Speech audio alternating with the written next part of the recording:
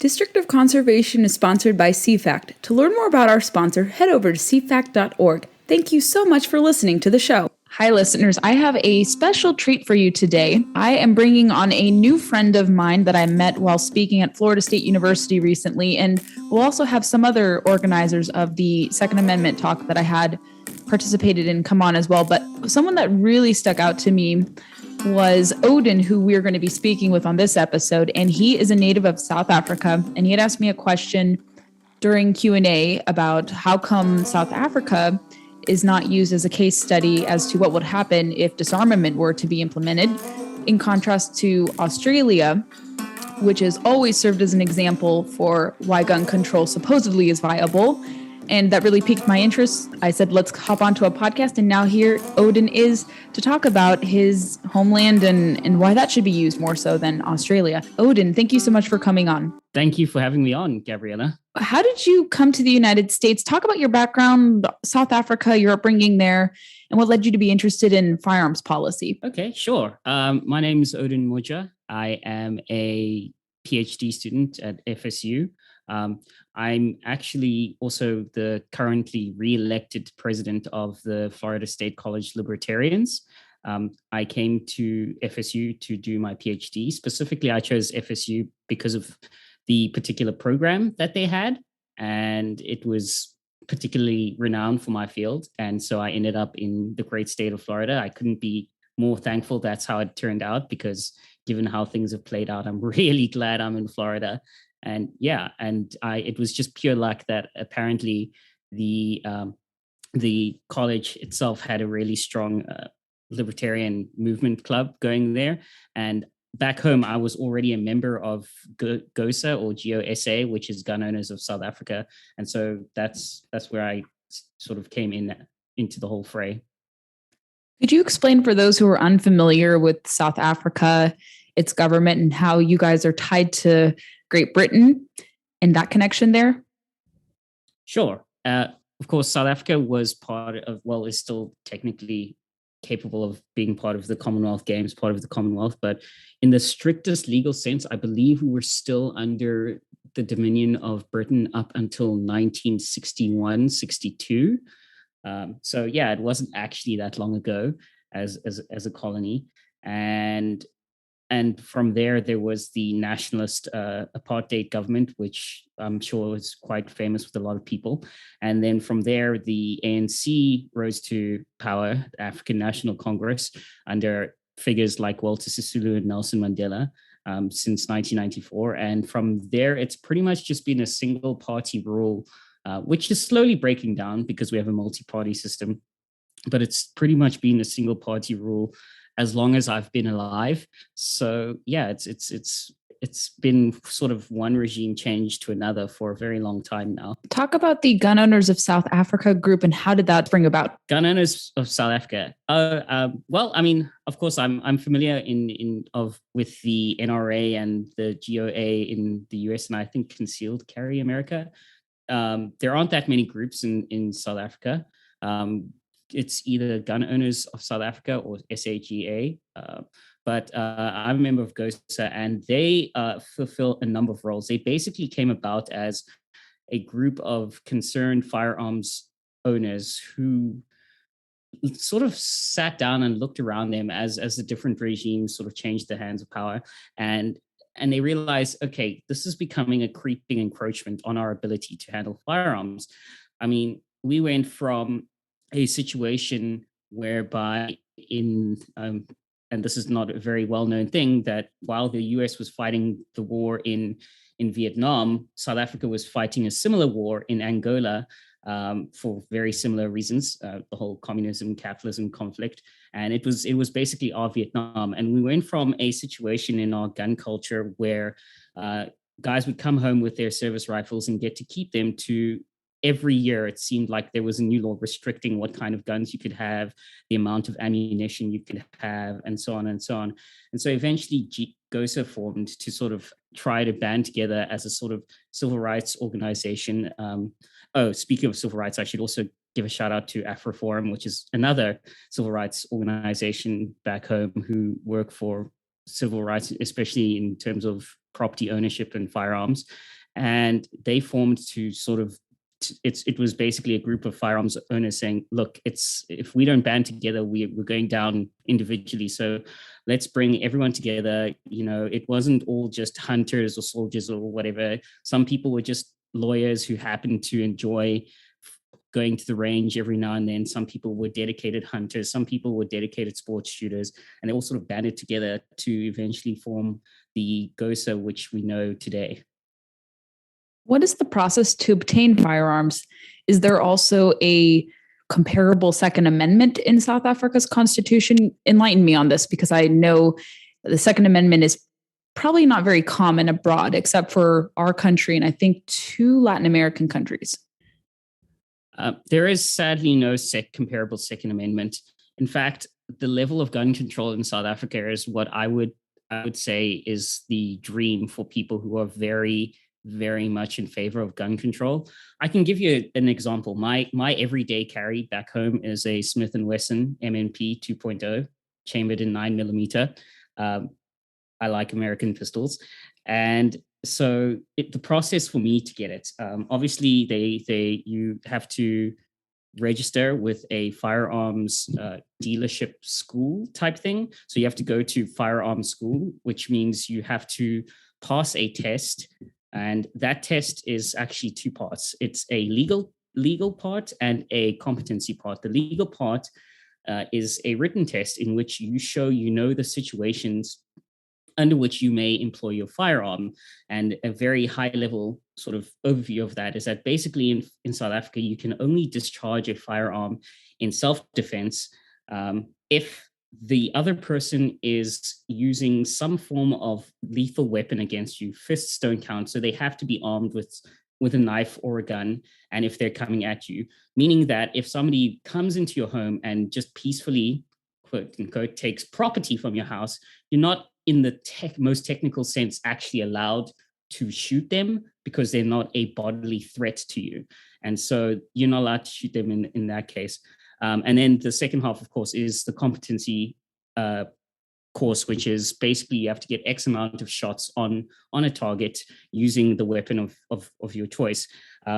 We have licensing systems there. So we have a Grand Central Firearms Registry, and each person has, like for myself, my pistol is registered in a Central Firearms Registry, serial number, barrel, all that stuff. It also tracks how much ammunition you have on you. You're only allowed so many rounds of ammunition.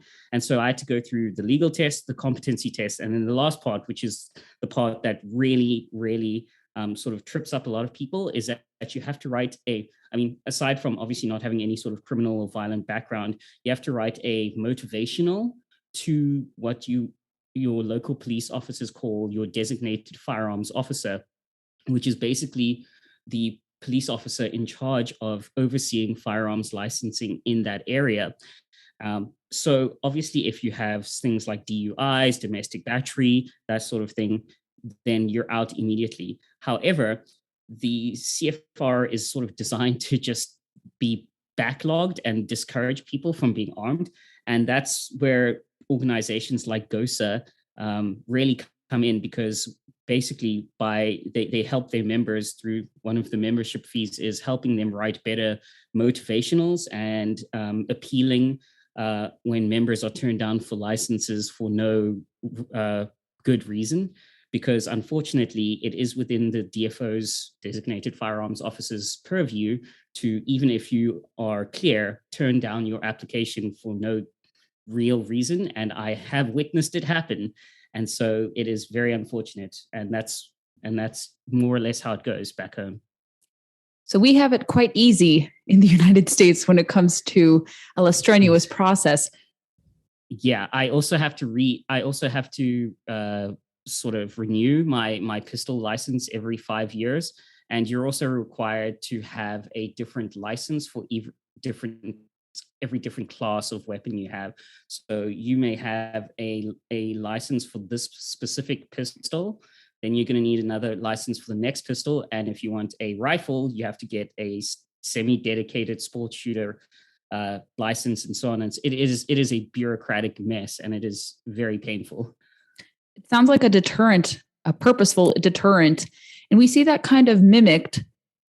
I don't know if on the same grand scale as what you are describing in South Africa, but we do have a similar system in place in what we call blue states, or really not so gun friendly states, in about 9 or 8 states in the United States.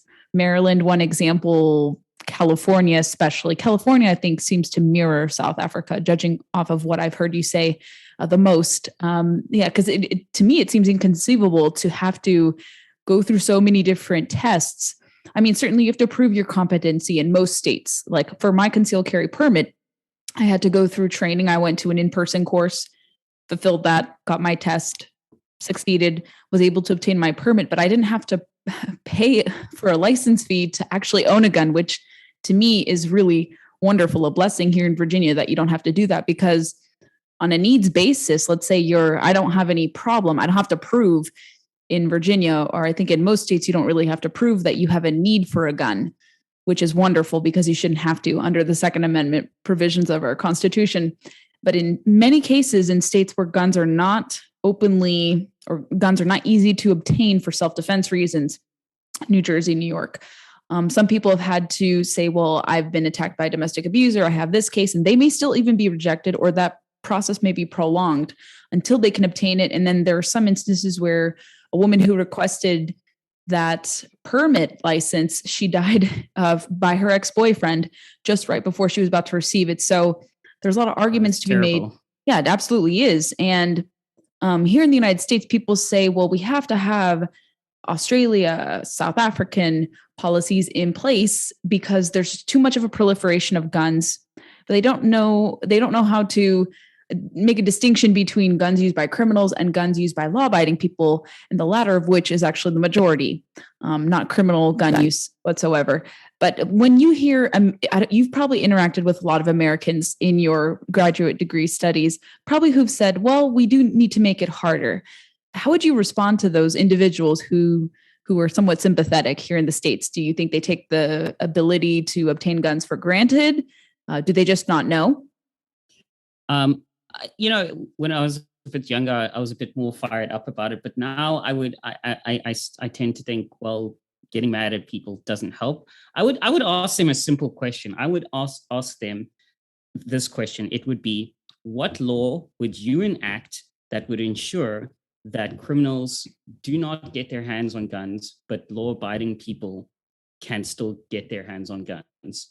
Because the majority of laws that, at least back home, are just hamstringing law-abiding people. And, for example, even in places like Johannesburg, which is, the richest city in Southern Africa, it's a very well-developed, wealthy city. If you woke up there, you may think you're in New York. It's every bit as developed, but you still have, because we have countries like Mozambique to the northwest of us, and we have really porous borders with Mozambique, you still have, and there are civil war issues going up in the north. You still have an influx of, unregistered weapons just flowing into and making their way to major cities. So again, the people who make it harder, I would say I agree with you that bad people shouldn't have guns. What law would you make that would actually avoid these tragedies? And I'd just like to know the answer to that question.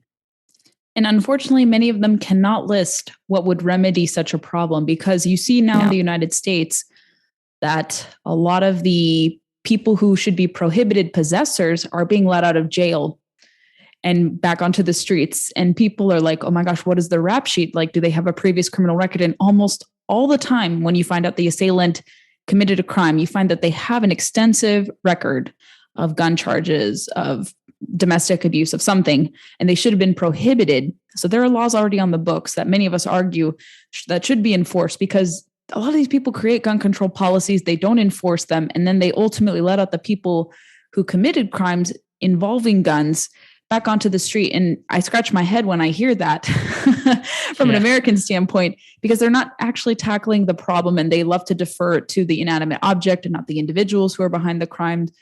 And then they see other countries taking it away, and they say, this is a great example because it's going to stop the problem. And they say that Australia or South Africa doesn't have as high amount of let's say like a violent crime. But I think what they fail to understand is violent crime is measured differently. There are other instances of violent crime.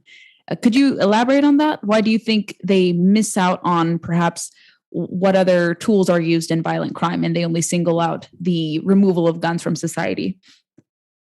Well, I mean, for before I even get to that, I would actually rebut that and say no. The violent crime rate in South Africa in all sorts of crimes is just ridiculously high. We have it's gotten to a point where there are so many people, and this is, I guess, in a way, sort of a libertarian dream, that there are so many people hiring private security that there's the argument that people in South Africa have effectively privatized the police. But there are people killed in their driveways almost every weekend, even in nice neighborhoods. It has not deterred it. But I suppose why they single out guns is because I guess psychologically the impact of somebody being shot is greater. But there are people getting mugged at knife point all the time. In fact, I witnessed a girl getting mugged at knife point in my building. I was on the top floor, and as she was pulling into the buildings, an oak just jumped out of the bushes and held at knife point, got in and got out the car and drove away in the span of like 30 seconds. Nobody could have stopped that. So I would tell them that, first of all, I think you are not fully clued in on the violent crime rate in South Africa. It is ridiculously high. It would make people squirm. I don't know the exact numbers, but I would compare it to sort of like Chicago or Chirac as they call it. It's very bad. And second, I would say I don't know. That's my thing. Like, the violent crime rate is actually high, and I think they just have this issue mentally in their heads about guns because there's the bang, there's the flash, but realistically, any implement could be used to hurt people or commit crime. And I think their messaging is falling on deaf ears, especially when they invoke Australia or countries where gun control is very prevalent, because we've seen a historic amount of people. I think in the last 2 years, there's been a cumulative increase in gun purchases, more background checks processed. I think it was 15 million, maybe a little bit more. Close to 20 million guns have been sold in the last years in the United States of people who've never bought guns before, who are not typically in the target demographic. A lot of people of diverse backgrounds. I think the biggest increase was among Black Americans, like 57%.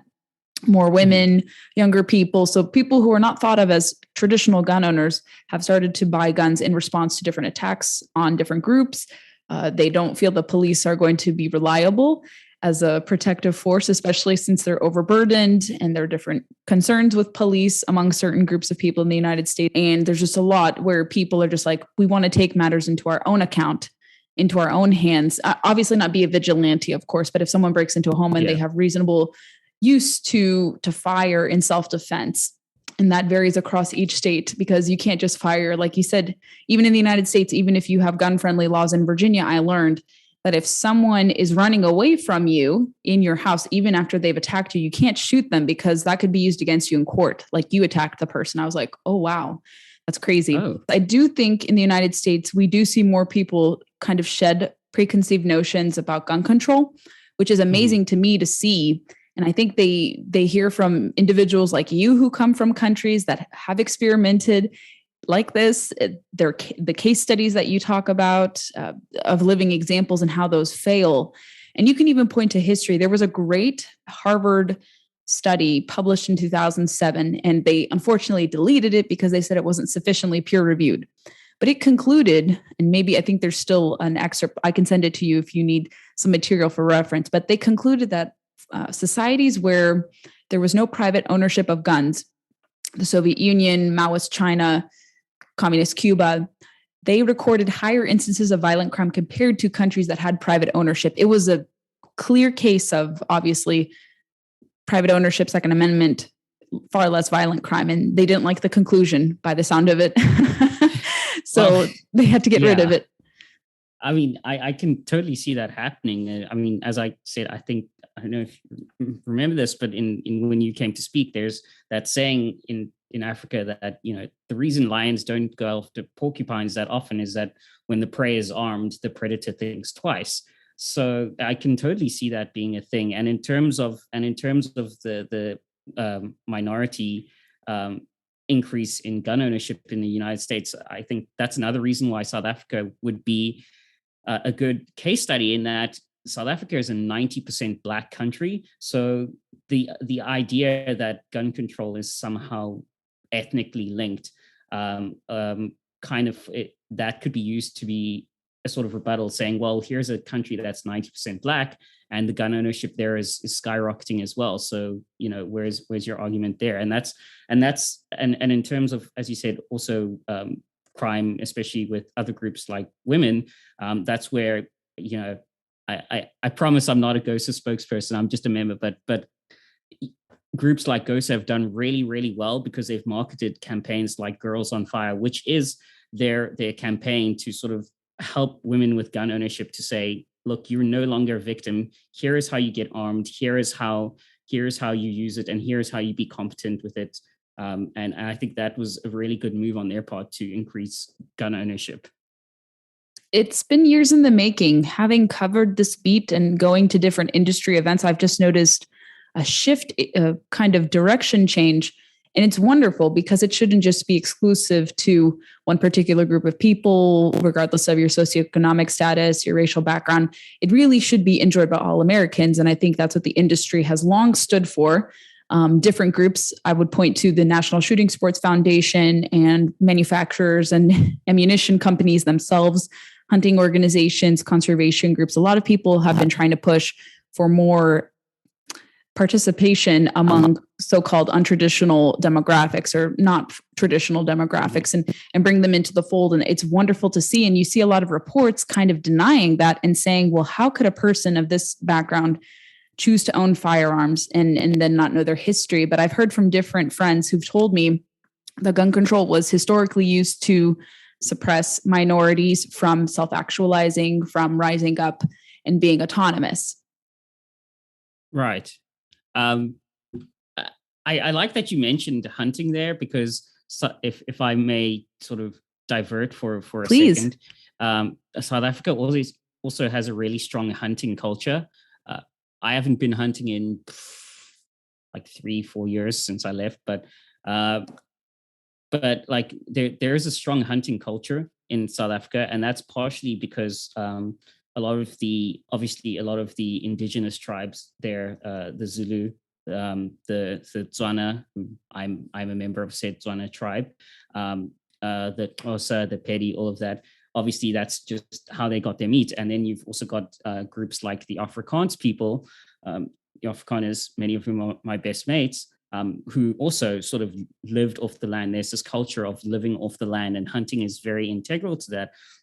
And so in the last, I would say, decade or so, rather, I would say another reason South Africa makes for a good case study is that you have all these conservation groups there who, through sort of game hunting farms where, I remember going with my mates, and you put down like one blessed buck, and that's enough meat and biltong, or I guess beef jerky, as you call it here, to last you a good long time. And through those game farms, they're actually able to drive revenue and breed these animals, for which, A, creates jobs, B, drives the economy, and C, actually, a lot of people think, well, that would just, if you're letting people pay to hunt these animals, it's going to drive their numbers down, where it actually has the opposite effect. And it's even helped with sort of trophy hunting, which personally not a fan of, but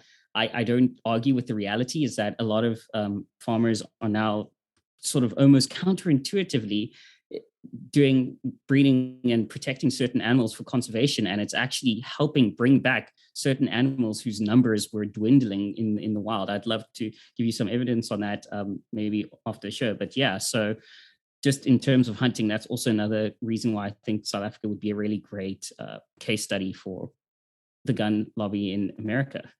Yeah, hunting is slightly separate from the Second Amendment, but I have actually focused on South Africa and some of the other countries that have done that, which is unfortunately billed as trophy hunting. And I like you, I personally would not hunt the big five. But I do see, and I understand locally speaking, why that is done. And then I watched a CNN documentary called Trophy, which was actually really fascinating. And it did point to South Africa and I think a farmer there who was raising endangered rhinos. And he would prematurely shave off their horns so poachers wouldn't come, kill them, and take the horns away. And then I think he was instrumental in changing a law where I think there was a ban on horns for the sale. Maybe I'm not educating, maybe I'm not making an educated opinion on this. I have to revisit that. But I remember it was something relating to decriminalizing the possession of horns or the sale of horns. Trade for trade. Like that, So he could use those monies, if I'm not mistaken, to help with conservation efforts. And I think he was able to petition the government to do that. But I'll find something after the fact to make a more educated claim on that. But I do remember seeing that because he was inhibited from, not because he wanted to profit off of keeping the rhinos on his property, but he wanted to help get more money so that he could continue to do the operation and then eventually put them back into the wild. Yeah, he was actually, he came up in a lecture, actually. I just can't remember his name, but he is rather famous back home. Yeah.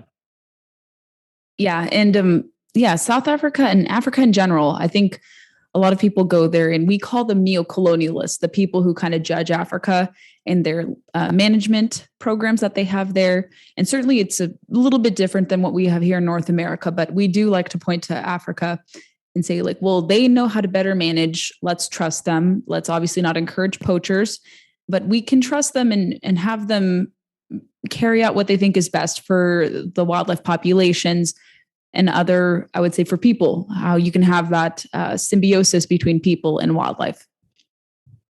Yeah, I couldn't agree more. Odin, is there anything else you want to add about your thoughts on the Second Amendment? What you're doing with your organization, anything coming up, how people can connect with you and learn more about what you're doing while you're here in the States? Yeah, sure. Well, I mean, my personal opinion on the Second Amendment is, it's obviously easy to infer. I think it's absolutely wonderful. I think it is a great backstop against certain, I know not always in practice, but in theory, a great backstop. And I think that more Americans would come to love it if they truly understood its purpose and came to understand what happens in countries like mine where you don't have the Second Amendment. Case in point, I mentioned to you at your speaking event about what happened during lockdowns in terms of the number of people killed by security forces versus the number of people who actually died of illness, and the difference is rather large. I think the IPID, which is the Independent Police Investigation Department of South Africa, had the number of people killed somewhere in the realm of about 32 who were killed by police brutality, and 18 in custody within the first 40 days alone. And yeah, that's and a lot of people ask me, well, why didn't you do anything? And we say, well, because people can't do anything. We don't have weapons back home, or at least so few people have weapons that it's not a great thing. So yeah, I would say I think I really love the Second Amendment. In terms of my organization, I think it's pretty easy. I guess you can check out the Florida State College Libertarians on Twitter. The @ is at FSU CLs. And the Instagram I believe is also similar. It's College Libertarians of FSU. And that's about it. For me, you can catch me on Twitter at WOTANZA. So it's WOTANZA. And that's about it. I think we'd love to host you actually in the future again. And I think that's all I've got on my plate for now. Wonderful. Yeah, I think I'm coming back to campus with one of your other center-right coalition groups March 10th. And then I think that big event sometime in the fall. You guys are wonderful. So I would love to come back again and talk more about these interesting subjects. at hand. And maybe we could explore hunting too, kind of in a comparable way between the United States and Africa and the different management systems and how they actually do act as a boon to local economies while also promoting wildlife conservation, interestingly enough. But yes, wonderful, Odin. Thank you so much for coming on. And we look forward to sending people your guys' way. I really was impressed by FSU's programming that you guys have in your economics department. You are a great group of students, and I hope you guys will continue to do what you do. Thank you for having me on. It was an absolute pleasure. Thanks for listening to this installment of District of Conservation. Find us on Facebook, Instagram, and Twitter to never miss a beat nor a guest announcement. Make sure you're subscribed to us on Apple Podcasts, our highest listening platform, and also find us on Spotify, which is also a popular choice, and wherever podcasts are played. If you ever have any questions, thoughts, concerns, go leave some reviews for us in these respective podcast players, especially Apple. And let us know what you'd like to hear or who you'd like me to interview next. We have much, much more content ahead in 2022. Thanks for listening and stay tuned for the next episode.